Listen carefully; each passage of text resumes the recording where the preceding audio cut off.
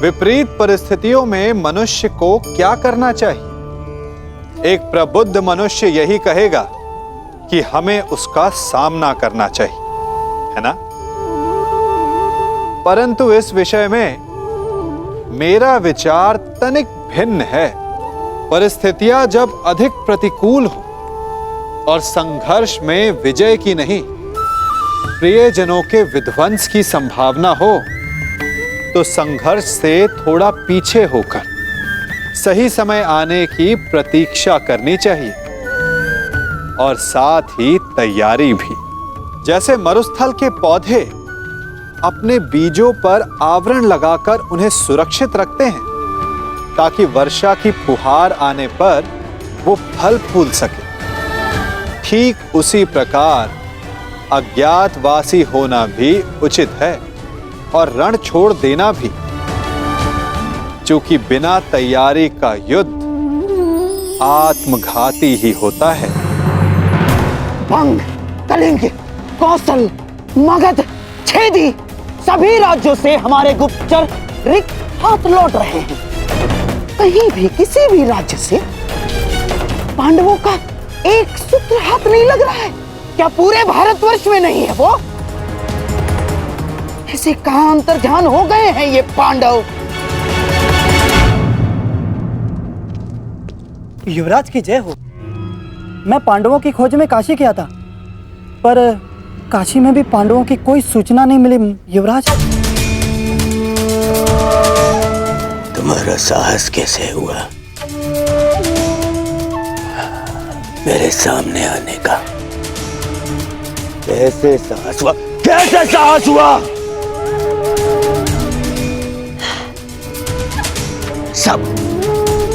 सब मेरी असफलता का संदेश देने क्यों चले आते हैं? क्यों? और तुम्हें तो मैं शिवराज, ये गुप्तचर है, केवल अपना कार्य पूर्ण कर रहा है। इससे मैं शांत हो जाइए शिवराज, शांत हो जाइए। अरे कैसे शांत हो जाऊं? 10 माह बीत चुके हैं, 10 माह बीत चुके हैं अज्ञातवास को। केवल 2 माह शेष हैं, 60 दिन। अब तक उन पांडवों की सूचना नहीं मिली तो आगे क्या मिलेगी? और तुम अब तक यहीं खड़े हो। इससे पहले कि मैं तुम्हारा वध कर दूं, चले जाओ यहां से, जाओ।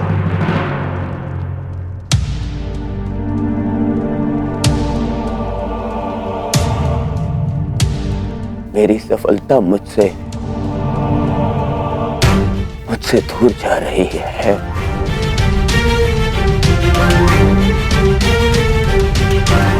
और मेरा मित्र तो मुझसे पहले ही दूर जा चुका है।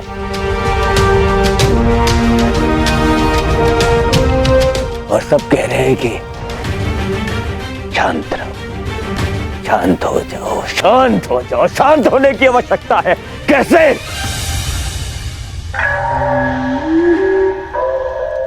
शांत होने की कोई आवश्यकता नहीं है दुर्योधन,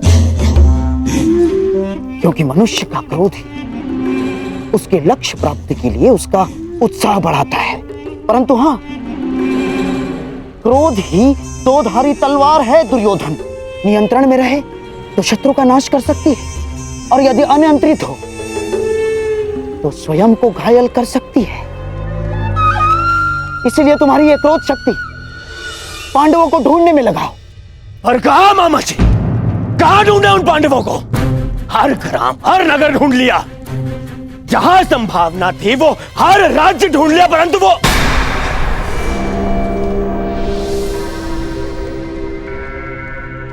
कहीं ऐसा तो नहीं कि हमें जहां ढूंढना चाहिए हमने वहां नहीं ढूंढा। हमारे किसी मित्र राज्य में। हाँ दुर्योधन, हर जगह तो नहीं ढूंढा है हमने पांडवों को।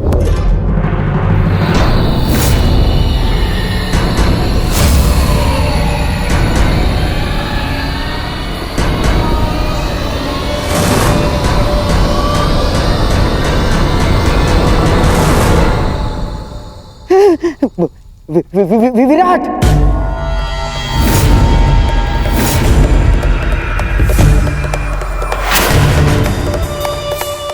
विराट में ढूंढना शेष है। विराट हमारे अधीन है और विराट का सेनापति कीचक तुम्हारा मित्र, इसीलिए हमने विराट में गुप्तचर भेजे ही नहीं। और अवश्य पांडव यही सोचकर विराट नगर में होंगे कि हम उन्हें वहां ढूंढेंगे ही नहीं।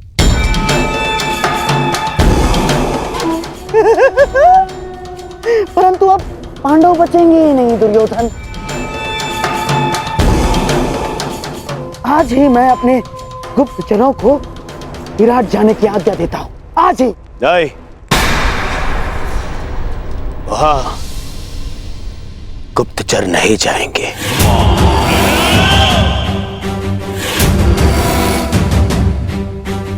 वहां हम स्वयं जाएंगे और फिर पितामह को बोलने का अवसर भी नहीं मिलेगा, क्योंकि इस बार उन पांडवों का अज्ञातवास टूटने का साक्षी मैं स्वयं रहूंगा।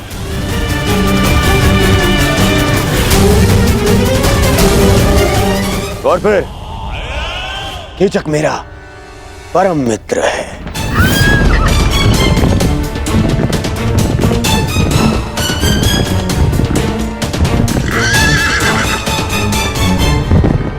वो अवश्य मेरी सहायता करेगा।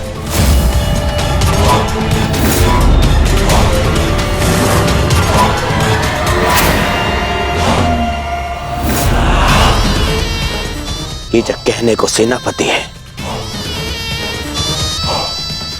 परंतु वास्तविकता में विराट का पूरा नियंत्रण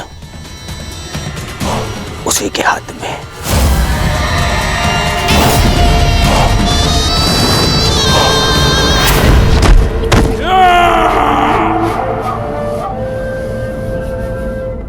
और जब तक वो पांडव नहीं मिल जाते,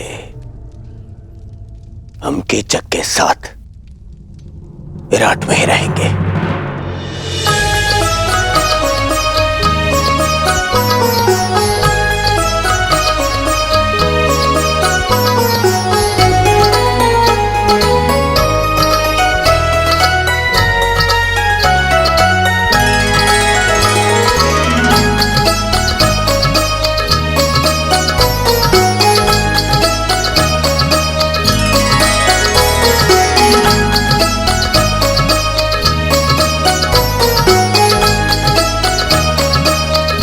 नृत्य का अभ्यास हो रहा है भांजी उत्तरा।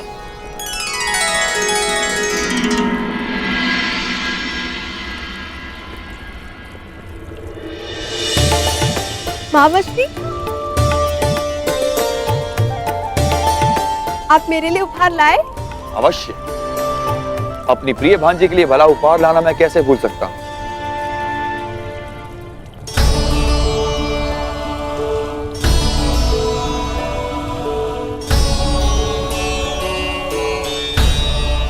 ये क्या महावश्री, फिर से वस्त्र? ये कोई साधारण वस्त्र नहीं है उत्तरा, कलिंग राज्य का सबसे श्रेष्ठ वस्त्राकार के हाथों का बुना मलमल है। जब आपको मेरे मनचाहे वस्त्र लाने ही नहीं होते हैं, तो आप पूछते क्यों है कि क्या मंगाना है? आप भूल गए मैंने आपसे घुंघरू मंगवाए थे। मेरी प्रिय भांजी उत्तरा, शीघ्र ही तुम्हें किसी बड़े राज्य की महारानी बनना है। फिर तुम्हारे एक संकेत पे सैकड़ों नर्तकियां अपना कौशल दिखाएंगी। तुम्हें साधारण घुंघरुओं की क्या आवश्यकता है? होने वाली महारानी हो, अपने वस्त्र आभूषण पर ध्यान देना चाहिए। इस नृत्य और वादन में क्या रखा है, इसका कोई लाभ नहीं। क्षमा चाहती हूँ सेनापति महोदय, परंतु संगीत साधना शस्त्र साधना से कम नहीं होती। वस्त्र आभूषण शरीर सजाते हैं, परंतु संगीत मन को संतोष का आभूषण देता है। शस्त्रों से किसी राज्य को तो जीता जा सकता है, परंतु संगीत मन को जीतने का माध्यम है। यदि तुम उत्तरा की शिक्षिका ना होती ब्रनला, तो मेरे समक्ष मुख खोलने का दंड मृत्यु होता। तुम एक किन्नर हो, तुम्हें क्या भान की राजस्त्रियों का आचरण क्या होना चाहिए और राजपुरुषों का पौरुष क्या मांग रखता है। तुम तो ना पूर्ण पुरुष हो ना पूर्ण स्त्री। जाओ अपनी वीणा संभालो।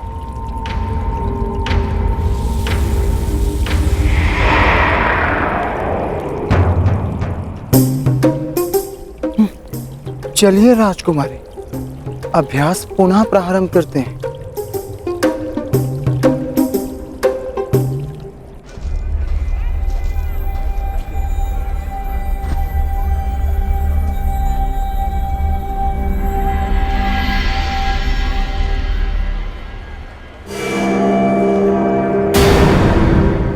दुर्योधन, कहीं से हमारे यहाँ होने का आह्वान तो नहीं हो गया? हाँ भैया, सुना हस्तिनापुर के युवराज दुर्योधन आए हैं। हाँ, सेनापति कीचक के अभिन्न मित्र हैं और अब तो वे दिग्विजय भी कर चुके हैं। स्वागत है युवराज। आशा है कि पांडव यहाँ नहीं होंगे।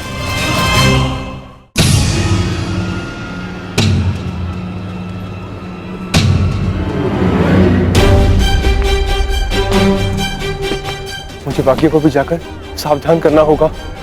कदाचित दुर्योधन को सूचना मिल चुकी है कि हम यहाँ पर हैं। राजमहल की ओर बढ़ रहे हैं, अर्थात भ्राता युधिष्ठिर संकट में है। सर्वप्रथम मुझे उन्हें जाकर सावधान करना होगा।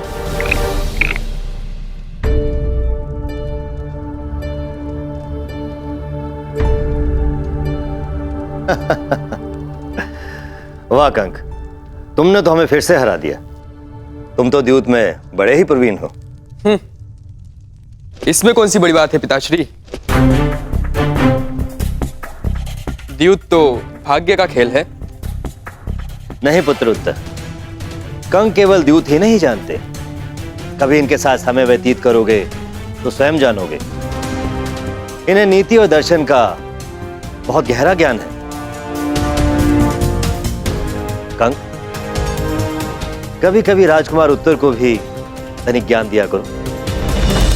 मुझे उसकी कोई आवश्यकता नहीं, और वैसे भी राजकुमारों के लिए शस्त्र ज्ञान अधिक होता है, और जो कि मुझे मेरे मामा श्री कीचक भलीभांति सिखा रहे हैं। आप जानते हैं कंक महोदय, मेरे मामा श्री युद्ध में अपराजय हैं। उनकी तुलना महाबली भीष्म, बलराम और महाबलशाली भीम से की जाती है। देखना, मैं भी एक दिन उन्हीं की तरह बलशाली बनूंगा। नहीं राजकुमार उत्तर, एक महान राजा बनने के लिए बल से अधिक नीति और न्याय का ज्ञान होना अति आवश्यक है। प्रजा को कैसे सुखी रखना है, ऐसी भावना अधिक आवश्यक है। परंतु पिताश्री, बिना बल के प्रजा की रक्षा कैसे की जा सकती है? प्रणिपात महाराज, कुमार के धनुर्अभ्यास का समय हो गया है।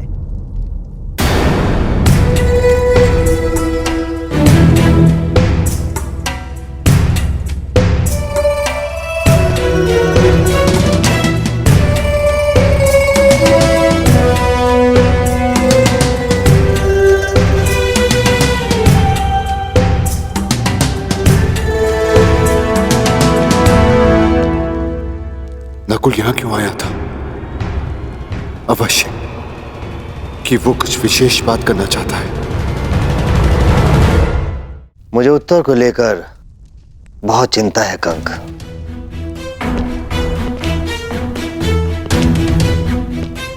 क्यों महाराज? वो तो बड़ा ही बुद्धिमान बालक है। हाँ, परंतु वो कीचक की परछाई में पल रहा है। तुमसे क्या छिपा है कंक? मैं केवल नाम का ही राजा हूं। सत्य तो यह है कि कीचक का प्रभाव मुझसे कहीं अधिक है। मेरी प्रजा मेरी सेना और स्वयं मैं भी उससे बहुत भयभीत हैं। चिंता रहती है कि कहीं राजकुमार उत्तर भी कीचक के साथ रहते रहते उसकी तरह क्रूर ना बन जाए,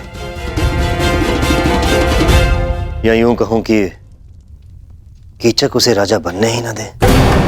तो अपने पिता होने का कर्तव्य निभाइए महाराज। उत्तर को कीचक से दूर रखें, उसे अच्छी संगति दे महाराज। वही तो करने में असमर्थ हूं कंक। मेरा किसी पर कोई नियंत्रण नहीं। मैं केवल राजमुकुट पहनता हूं। वास्तव में राजा की शक्तियों का उपयोग तो कीचक ही करता है।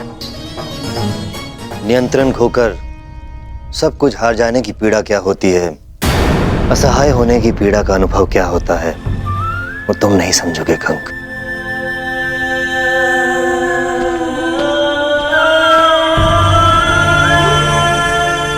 जी महाराज।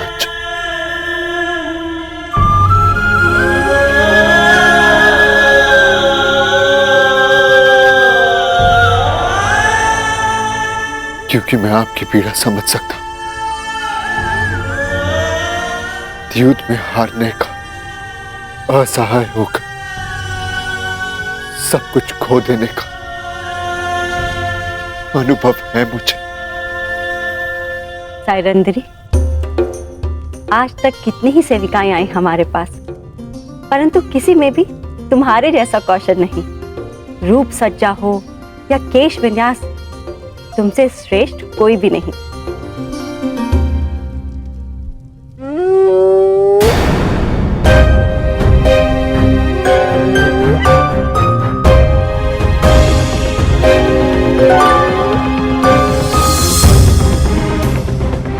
श्रृंगार पूर्ण हुआ महारानी, आज्ञा दीजिए, बहुत काम शेष है। अरे अभी कहाँ? हमें हमारे अन्य आभूषण कौन पहनाएगा? जी। उपहास कर रहे हैं हम। तुम जाओ, आभूषण हम स्वयं पहन लेंगे। अच्छा रुको,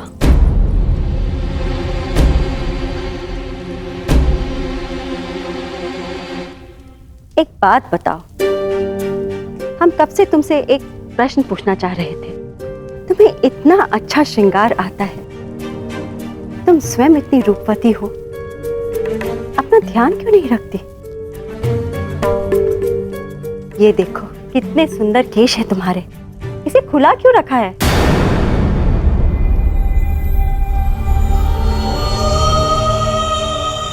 मेरे खुले केश आप पांचों को मेरे अपमान का स्मरण दिलाते रहेंगे। क्योंकि मेरे खुले केश किसी प्रतिज्ञा से बंधे हैं महारानी।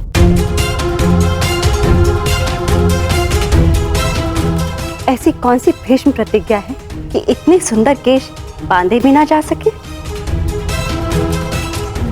महारानी की जय हो। सेनापति कीचक पधार रहे हैं। कीचक हमारा भाई? वाह, एक और विजय कर आया। हमें शीघ्र ही तैयार होना पड़ेगा। एकांत, मैं तुमसे श्रेष्ठ हूँ? नहीं, मैं हूँ। तुम्हें वीणा बजाने और नृत्य के अतिरिक्त आता ही क्या है? राजकुल के सदस्यों को युद्ध ज्ञान होना अधिक आवश्यक है। हाँ, बड़ा आया योद्धा। तुम्हें ठीक से तलवार पकड़नी तो आती नहीं है। अच्छा, मुझे सब आता है। चलो कौन श्रेष्ठ है इसका निर्णय इस प्रदा से हो जाए।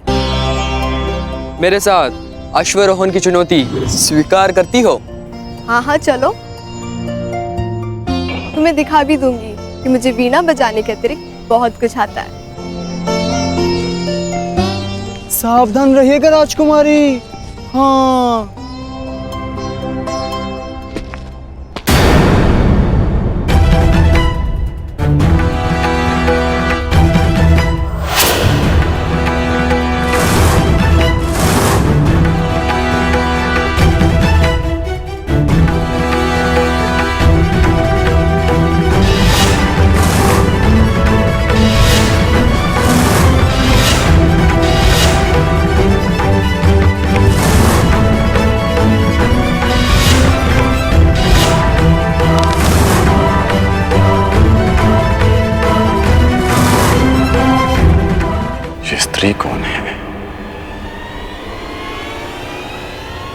इसके हाव भाव क्यों मुझे किसी का स्मरण करा रहे हैं,